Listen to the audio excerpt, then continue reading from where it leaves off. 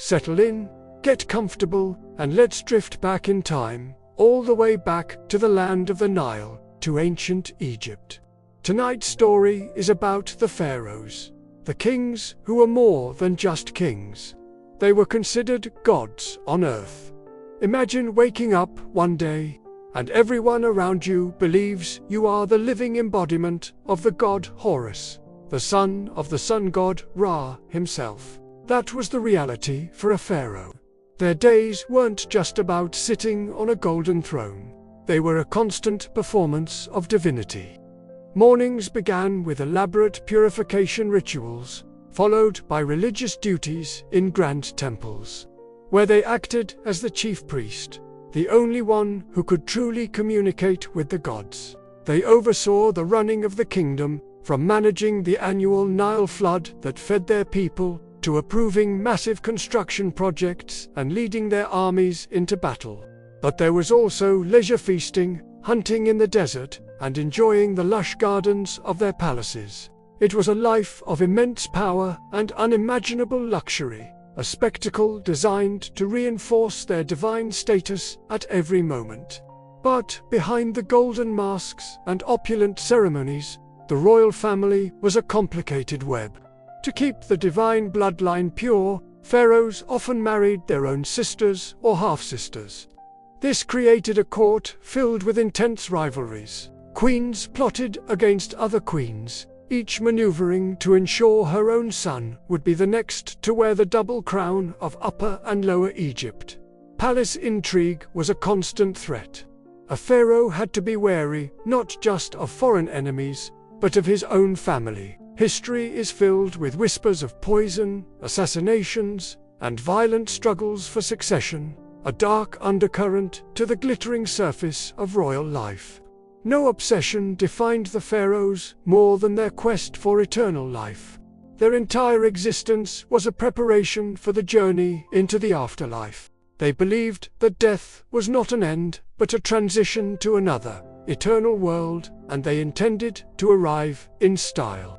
This belief gave rise to mummification, a meticulous 70-day process to preserve the body so the soul, or ka, could recognize it forever. They built magnificent tombs, houses for eternity. From the staggering Great Pyramid of Giza, built for Khufu, to the hidden burial chambers in the Valley of the Kings, these tombs were filled with everything a pharaoh could possibly need in the next life: furniture, food, wine, clothing, chariots, and priceless treasures. This obsession with the afterlife had a chilling side. In the earliest dynasties, a practice known as retainer sacrifice was common. When a pharaoh died, it was believed he would need his servants, his officials, and even his pets in the next world.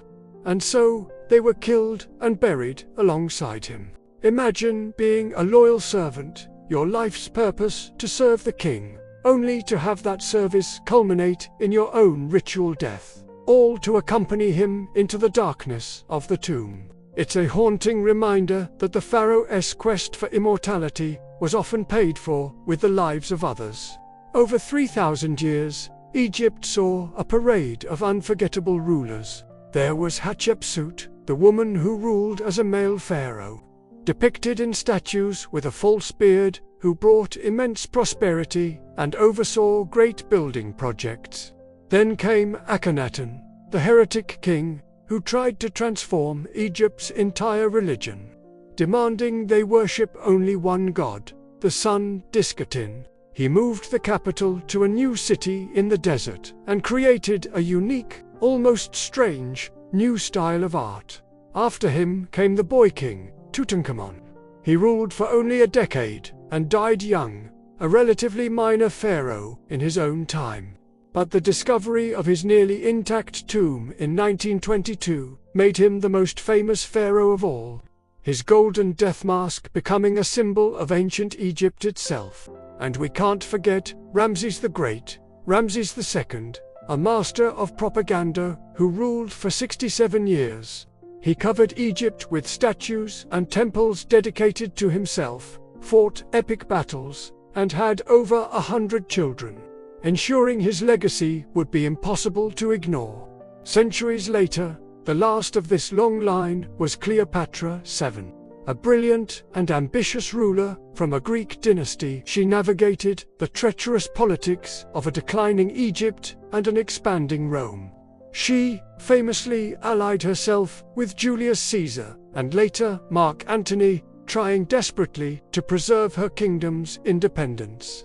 Her story, a dramatic mix of power, love, and tragedy, marks the final chapter of pharaonic rule before Egypt became a province of Rome. So what is the legacy of the pharaohs? It's a paradox. They were god-kings who built monuments that have defied time itself.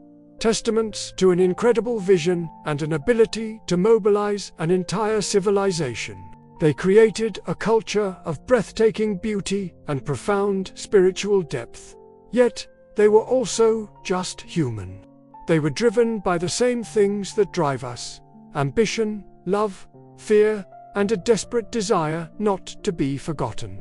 Their grandeur was built on a foundation of control, their divinity shadowed by human cruelty, and their quest for eternal life was fueled by a deep, existential dread of being erased by time. As you drift off to sleep, picture the silent tombs in the Valley of the Kings. Inside, the pharaohs lie, surrounded by their treasures, waiting for a dawn that never comes. Their story is a reminder that even the most powerful rulers are still mortal, their golden empires eventually turning to sand. It's a story of a civilization that looked at death and tried to conquer it, leaving behind a legacy that is both awe-inspiring and deeply, hauntingly human. Sleep well,